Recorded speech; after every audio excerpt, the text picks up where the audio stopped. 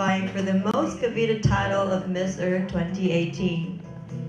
Miss Earth is now in its 18th year, and of course we would like to acknowledge the people behind the biggest and most relevant environmental event. Now for today's pre-judging round, we will be focusing on each delegate's communication skills and EQ, that means environmental quotient. Each delegate will be given 4 minutes to face our judges. And here are our judges. Ladies and gentlemen, please welcome Mr. Francisco Magno.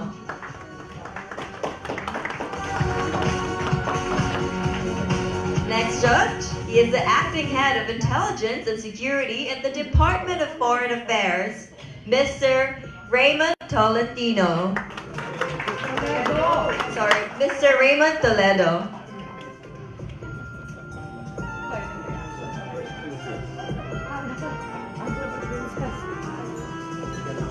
Our third judge, she is a BS Psychology cum laude graduate from the University of the Philippines.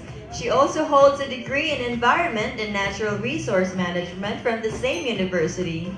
She was crowned Miss Earth Philippines 2006 and Miss Earth Water 2006. She currently works as a news anchor on PTV4. My very good friend, Ms. Cathy Untalan Vital. Next up, Ms. Nepal.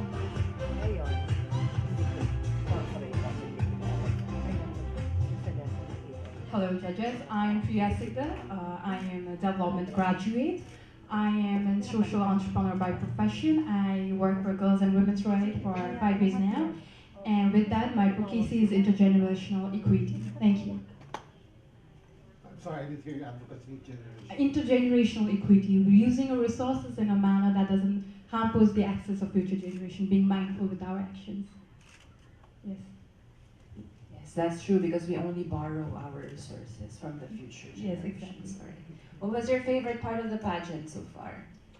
Traveling to islands, because we come from a land like Kaji, and islands are the very new thing for me. So I was really excited traveling with the islands. Yes. Did you get to go to Boracay? Unfortunately not, but I went to Palawan and Cotonou, if I pronounce it right. But yes, it was amazing. Yeah, but Palawan. Katanawan. It's so hard to pronounce. But San Vicente is also one of our famous ecotourism spots here in the country. How will you promote Palawan to your countrymen? I would just like to quote a simple thing: a home away from home is the places and the beaches here. Because whenever you go, whichever the place is, you need to be you need to be comfortable. You need to be happy about the places. And the only simple thing that people will say, why ecotourism? I don't want to promote it. I'll just do something that makes me happy, and it will make you happy because it's a home away from home.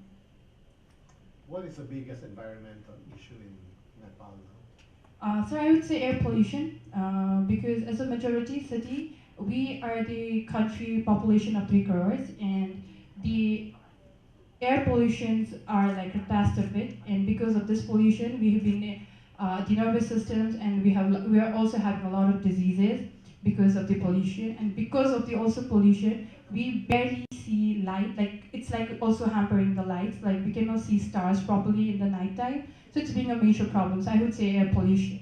And how is your government addressing that?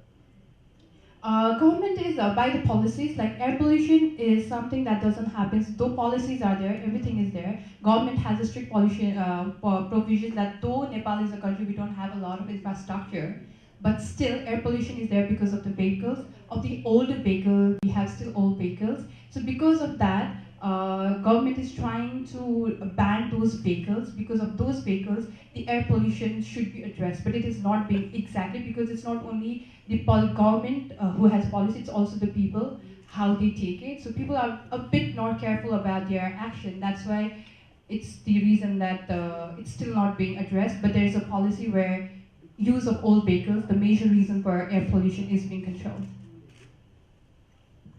You mentioned intergenerational equity. Yes. People might say our responsibility is to develop. How would you therefore explain the responsibility of present to the future? not letting people to believe that someone else will save the earth is the biggest problem that we have, and that's why I chose intergenerational equity. That this main problem that we all are having is the belief that someone else will save it, rather than not focusing on what you can do it. So intergenerational equity, because every day we are using resources in a way that we think is easy, which we are thinking is, it doesn't harm to anyone because it's the way I am living. It's the livelihood I have choose for myself. But that's action, that particular action and behavior is hampering. So that's why I tell people that be responsible enough and don't wait for someone else to do it. You start by yourself. That would be my take on how to make people more responsible. I cannot force people. I can just tell people that be careful and be mindful with your actions. Thank you so much, everyone. Thank you, Ms. Nepal.